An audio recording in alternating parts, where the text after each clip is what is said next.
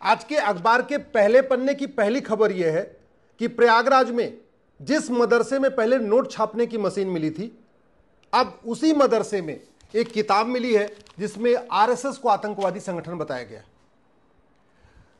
मदरसों में हथियारों का जखीरा मिल चुका है, मदरसों में हिंदुओं को काफिर बताने वाली किताबें मिल चुकी हैं, अब मदरसे में नोट छापने की मशीन मिल रही है और मदरसे में आरएसएस को आतंकवादी संगठन बताने की भी किताब मिल रही है। और किताब को लिखा किसने है? महाराष्ट्र के सीनियर पुलिस अधिकारी एमएस मुशर्रफ ने। एमएस मुशर्रफ साहब आईजी रह चुके हैं महाराष्ट्र के। जो व्यक्ति इतनी नफरती किताब लिख सकता है, आप कल्पना करिए कि जब वो डिप्टी एसपी रहे होंगे, एसपी रहे होंगे, एसएसपी रहे होंगे, आईजी रहे होंगे, डीआईजी रहे होंगे, तो उन्होंने कितने आतंकवादियों की मदद किया होगा और कितने राष्ट्रवादियों को झूठे केस में जेल में डाला होगा।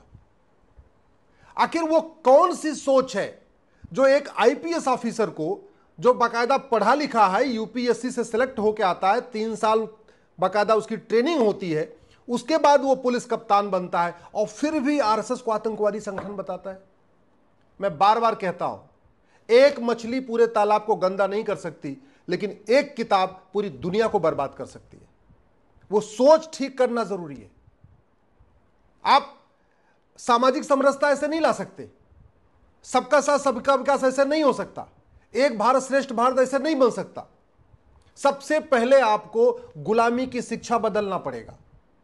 ये जो मदरसा चल रहा है, ये जो मिशनरी स्कूल चल रहा है, ये जो मैकाले स्कूल चल रहा है, ये जो दुनिया भर के 65 एजुकेशन बोर्ड चल रहे हैं, इनको मर्ज करिए, one nation one education board लागू करिए, वन नेशन वन सिलेबस लागू करिए, वन नेशन वन करिकुलम लागू करिए। जैसे केंद्रीय विद्यालय में पूरे देश की एक किताब होती है, नवोदय स्कूल में पूरे देश में एक किताब होती है, वैसे ही पूरे देश में 10वीं तक समान शिक्षा लागू करिए।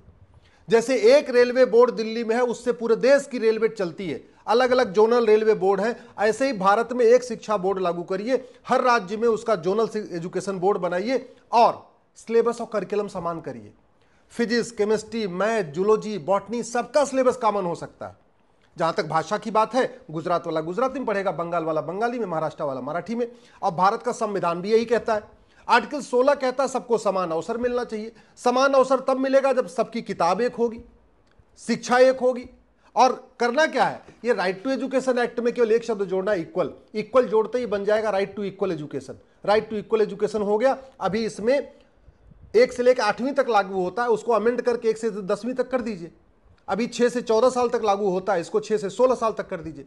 16 साल तक की उम्र, बच्चे की जो उम्र होती है ना, वो बहुत कच्ची उम्र होती है। उसमें बच्चे को जो सिखाएंगे वही सीखेगा। अगर आप कहेंगे आरएसएस आतंकवादी संगठन है तो सीख जाएगा आतंकवादी संगठन है। आप कहेंगे हिंदुओं का त्यौहार नहीं मनाना है तो हिंदुओं से नफरत करना शुरू करेगा। अगर आप उसको स्कूल में पढ़ाएंगे होली मनाना, दिवाली मनाना, दशहरा मनाना, संक्रांति मनाना, भारत की संस्कृति को मनाना, भारत माँ को जय जय बोलना, वंदे मातरम बोलना हराम है, तो वो सीख जाएगा। इसलिए कहता हूं सबसे इंपॉर्टेंट है, अगर भारत में हम सामाजिक समरसता चाहते हैं तो सबसे पहले समान शिक्षा लागू करना चाहिए। और इसलिए भी जरूरी है क्योंकि जब तक किताबें अलग अलग होगी तब तक इवन आपस में भी, हिंदुओं में भी सामाजिक समरसता नहीं आ सकती। जब तक क्लर्क और कलेक्टर के बच्चे की किताब अलग होगी, जब तक कप्तान और हवलदार के बच्चे की अलग किताब होगी, जब तक मजदूर और मालिक के बच्चे की अलग किताब होगी, जब तक हिंदू, जैन, बौद्ध, सिख की अलग अलग किताब होगी, जब तक ब्राह्मण, क्षत्रिय, वैश्य, दलित के बच्चे की अलग किताब होगी, जब तक सीबीएसई अलग पढ़ाएगा, आईसीएसई अलग पढ़ाएगा, यूपी बोर्ड अलग पढ़ाएगा, बिहार बोर्ड अलग पढ़ाएगा, तब तक सामाजिक समरसता नहीं आ सकती। एक गांव में जब सभी बच्चों की किताब एक होगी, चाहे वो उनके घर में 50,000 रुपए महीने की कमाई है या उनके यहाँ घर में 2 लाख रुपए कमाई, किताब एक होगी, एक साथ पढ़ेंगे, तब सामाजिक समरसता आएगी। और पहले भारत में ये था।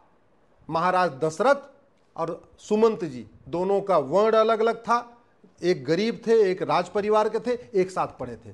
कृष्ण और सुदामा वर्ण अलग अलग था, एक राजकुमार थे, एक गरीब थे, एक साथ पढ़े थे।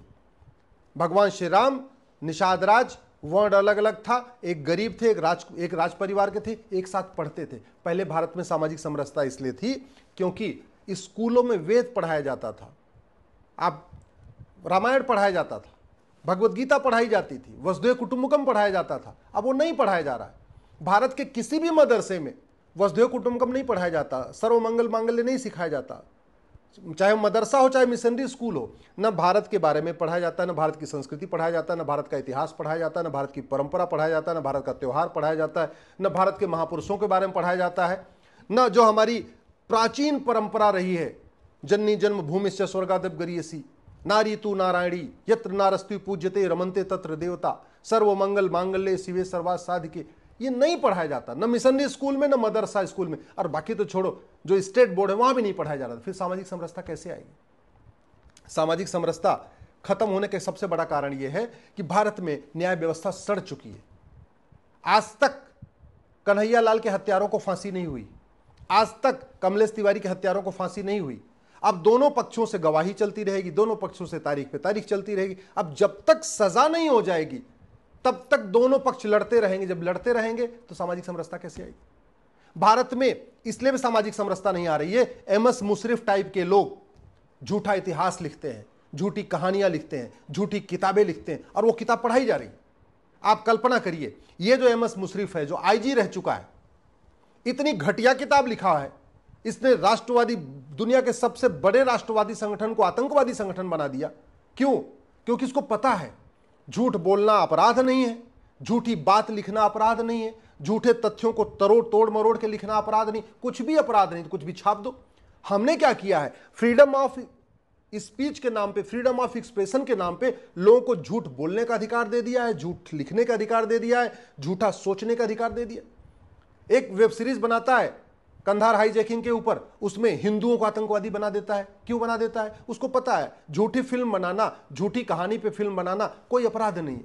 और एमएस मुशर्रफ को भी पता है, पढ़ा लिखा आदमी है, आईपीएस है, इसको भी पता है कि झूठी किताब लिख देना कि राष्ट्र आरएसएस आतंकवादी संगठन है, ये भी गंभीर अपराध नहीं है।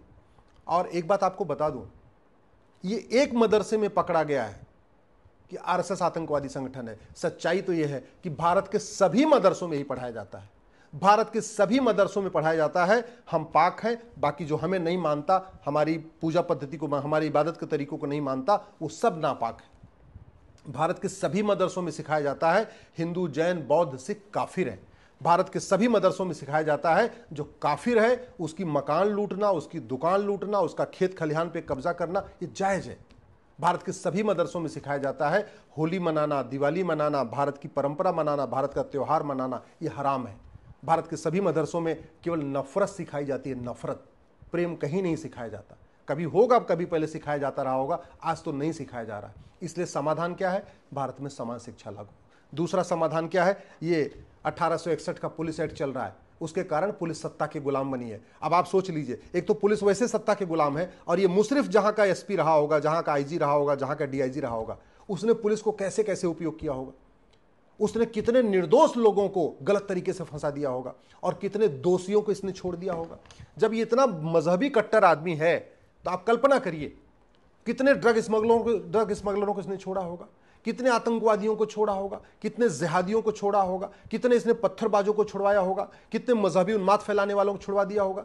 जब इतना नफरती आदमी है, आईपीएस होके, आईजी होके किताब लिख रहा है कि आरएसएस राष्ट्रवादी संगठन है, तो जब इसके पास पावर रही होगी, चाहे वो डिप्टी एसपी की या एसपी की या एसएसपी की या डीआईजी की, आईजी की, तो अपने पावर का कैसे दुरुपयोग किया होगा आप खुद कल्पना कर सकते हैं।